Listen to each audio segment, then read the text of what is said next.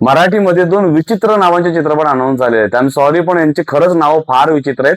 म्हणजे आजकाल झालंय काय मराठी चित्रपटांना मला माहित नाही, पण एकीकडे जिथे चित्रपटाची नावं ही खूप चांगल्या लेवलची ठेवली जात आहेत. म्हणजे मी दशावतार म्हणेन किंवा बोल बोल राणी, हे असे काही टायटल्स आहेत, ते खरंच खूप मस्त आणि युनिक होते. आणि एकीकडे आता ज्या 2 चित्रपटांबद्दल मी बोलणार आहे, एक म्हणजे मांजर आणि दुसरा म्हणजे शुभमंगलम जोडी दंगलम. दोन्ही टायटल विचित्र आहेत. तर आपण पहिला मांजर चित्रपटाबद्दल बोलूया. 18 सप्टेंबर 2026 ला हा चित्रपट चित्रपटगृहामध्ये येणार आहे. फार तगडी स्टारकास्ट आहे. म्हणजे सिद्धार्थ मेनन, ओमकार भोजने, तेजस राऊत, भाग्यश्री लिमये, त्याच्यानंतर अश्विनी काळसेकर आहे, सयाजी शिंदे आहे, अंशुमन विचारे आहे आणि अजून खूप तगडी स्टारकास्ट या चित्रपटामध्ये आहे. सुशील महादेव हे डिरेक्टर आहेत या चित्रपटाचे. ओव्हरऑल टीजर मध्ये बघून तरी वाटतंय की चांगलं डिरेक्शन आहे. रोहन आणि रोहनचं म्युझिक आहे जे खूप फ्रेश वाटतंय ऐकायला.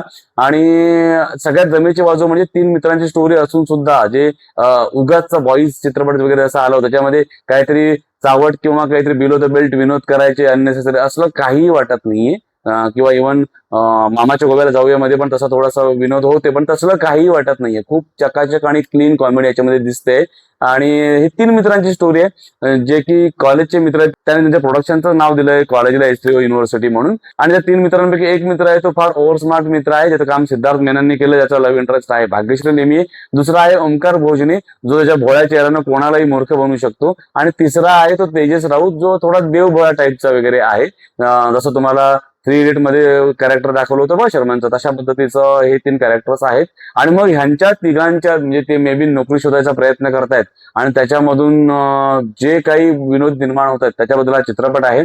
आणि त्याच्यात तुम्हाला अश्विनी काळसेकर आणि सयाजी शिंदे यांचा अँगल किंवा अंशुमन विचारे हा जास्त इफेक्टिव्ह वाटतो. म्हणजे एकीकडे मला ओमकार भोजनेचा तो सीटला कुठे माहितीये की मी जेंट्स आहे हा विनोद मला अगदी बालिश वाटला, पण एकीकडे सयाजी शिंदेच्या वेळी हागणदारीचा मावा पेढा हा जो डायलॉग आहे म्हणजे तुम्हाला हसवून सोडतो.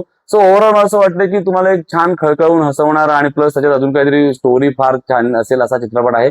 मांजर नाव काय दिलंय मला माहित नाही. टीजर मध्ये एका ठिकाणी भाग्यश्री लिमयेच्या हातामध्ये एकदा मांजर दाखवले आणि मांजराचा एकदा आवाज दाखवलाय आणि लास्टला त्यांनी मांजराचं सिम्बॉल किंवा चित्र दाखवलंय वगैरे.